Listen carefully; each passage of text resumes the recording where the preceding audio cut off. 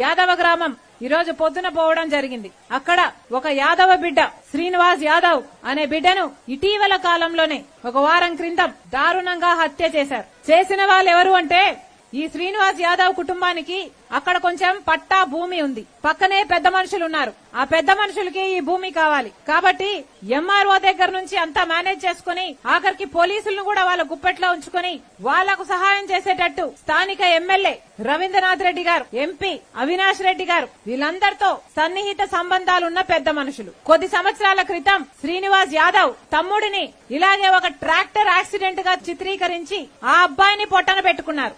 వారం రోజుల క్రితం అదే భూమి కోసం శ్రీనివాస్ యాదవ్ ని సొంత పొలంలోనే ఆయన పొలంలోనే పనిచేస్తుండగా రాళ్లతో కొట్టి దారుణంగా చంపేశారు. ఇది పోలీసుల ప్రమేయంతో జరిగింది అని స్థానికులందరూ ఆరోపిస్తే స్థానికంగా ఉన్న ఎస్ఐని సస్పెండ్ చేశారు. కానీ విచిత్రం ఏమిటి అంటే ఆ కుటుంబము ఎవరినైతే దోషులుగా చూపుతుందో మా బిడ్డలను పొట్టన పెట్టుకున్నారు అని వాళ్ళు ఆరోపిస్తున్నారో, ఎవరైతే వాళ్ళని ఏళ్ల తరబడిగా హింసిస్తున్నారో, వాళ్ళ భూమి గుంజుకుంటాము అని నానా రకాలుగా బెదిరిస్తున్నారో, చిన్న కొడుకుని ఈ కొడుకుని ఎవరైతే పొట్టన పెట్టుకున్నారో వాళ్ళ పేర్లు మాత్రం కనీసం పోలీస్ డిపార్ట్మెంట్ ఎఫ్ఐఆర్ లో కూడా చేర్చలేదు. ఇప్పటికీ యథేచ్ఛగా బయటే తిరుగుతున్నారు. ఎందుకు అంటే పెద్ద మనుషులట ఎమ్మెల్యే రవీంద్రనాథ్ రెడ్డి గారికి సన్నిహితులట, ఎంపీ అవినాష్ రెడ్డి గారికి సన్నిహితులట. నాకు తెలియక అడుగుతాను, ఎమ్మెల్యేగా రవీంద్రనాథ్ రెడ్డి గారిని, ఎంపీగా అవినాష్ రెడ్డి గారిని ఎవరిని ఎన్నుకున్నారు?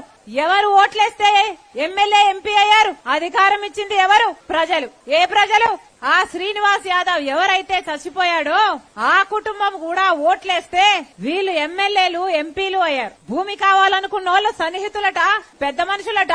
వాళ్లకు సాయం చేయబోయి వీళ్లను హత్య చేయడానికి కూడా వెనకాడలేదు. ఆఖరికి ఆ పెద్దాయనైతే నా ఇద్దరి కొడుకుల్ని ఈ భూమి కోసం పోగొట్టుకున్నానమ్మా, రమ్మనండి తల్లి, నా భూమి రాసిచ్చేస్తాను, నా కొడుకులను నాకు ఇయ్యండమ్మా, నాకు ఈ భూమి వద్దు, నాకు జీవితం వద్దు, నేను చచ్చిపోయినా పర్వాలేదు, నా భూమి పోయినా పర్వాలేదు, నా కొడుకుల్ని ఇయ్యండమ్మా, హత్య చేసిన వాళ్ళు యథేచ్ఛగా తిరుగుతున్నారు అని బోరుమని ఏడుస్తున్నారు. ఇది స్థానికంగా ఇక్కడ మీ మండలంలో మీ పక్కనున్న గ్రామంలో జరిగిన విషయం. ఇక మీ వాళ్ళ మీకే ఇంత అన్యాయం జరుగుతుంటే ఇక రాష్ట్రంలో ఉన్న వాళ్ళ సంగతి ఏమిటి? ఎక్కడ చూసినా ఈ చంద్రబాబు అన్నట్టు ఎక్కడ చూసినా వైను మైను, ఎక్కడ చూసినా శాండ్ ల్యాండ్, ఈ మాఫియాలు, ఈ గుండాయిజము, ఈ హత్య రాజకీయాలు తప్పితే వైసీపీ ప్రభుత్వం జగన్మోహన్ రెడ్డి గారు ఏమి ప్రోత్సహిస్తున్నారో ఒకసారి ఆలోచించాలి.